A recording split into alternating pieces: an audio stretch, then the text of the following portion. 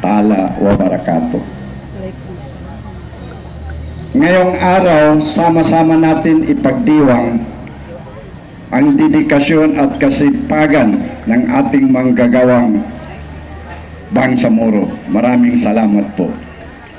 We rest assured to continue reaching out to the grassroots para malaman natin ang tunay na kalagayan ng manggagawa sa kanilang establishments at sa nakalipas na series of consultation.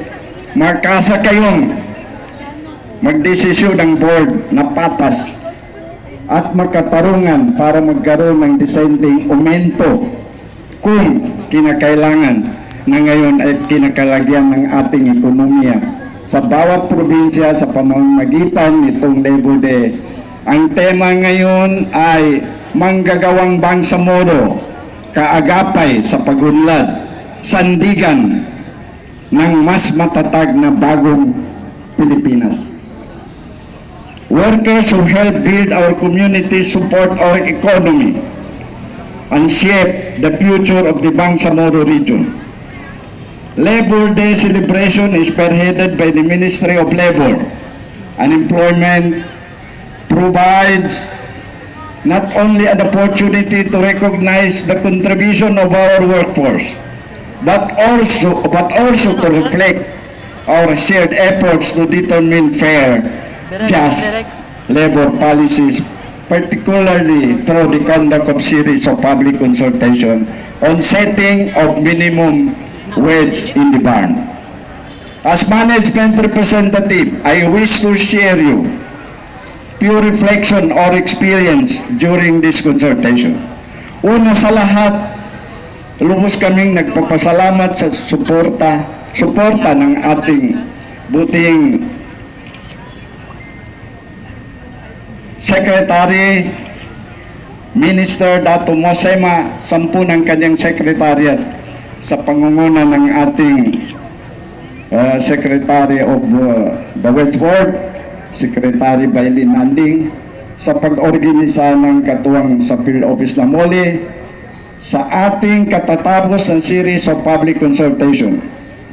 Ito ay nagpapatunay kahit anong sektor, workers, management, government man ay magkaisa tayo sa lahat ng layunin to have a fair.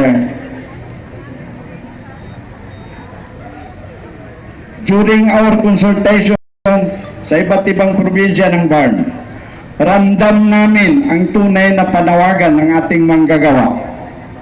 Yung hirap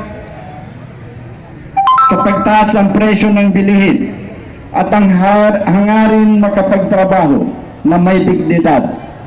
These voices are valid and the business community hears and understand them deeply. From our side, bilang employer, we were able to share our realities. Marami sa amin, lalo na yung mga micro, small, and medium enterprises, ay patuloy pa rin ang recovery and adjustment. Kaya ang concern namin ay kung paano masiguro ang wage adjustment at pag-ikot ng local na ekonomiya. What stood out in this process was the spirit of partnership. While there were different views, there were also mutual respect. Magkaiba man ang approach natin, minsan iisa naman ang layunin to have a prosperous, peaceful, and inclusive Bangsamoro. Kaya ngayon Labor Day, alalahanin natin, hindi magkalabang ng workers at management.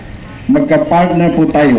Magkasama tayong bumabangon at nakatayo na mas magandang kinabukasan ng Bangsamoro. Sa ating mga manggagawa, maraming salamat sa dedikasyon ninyo at tibay ng loob sa ating mga kapwa employer. Thank you sa inyong commitment to fair employment. To the MOLI and the BTWPB, thank you for creating the space for important conversation sa pamamagitan ng ating public consultation. Naway patuloy tayong pagpalain ni Allah nagabayan at magtaguyod ng isang makatarungan ng maunlad na region. At lastly, nagbibigay tayo ng pagpupugay sa ating manggagawang Pilipino na sana po ay gamitin natin ng adhikain na tayo ay makatulong sa pag-unlad ng ating Bangsamoro Region. Maraming salamat po. Thank you very much.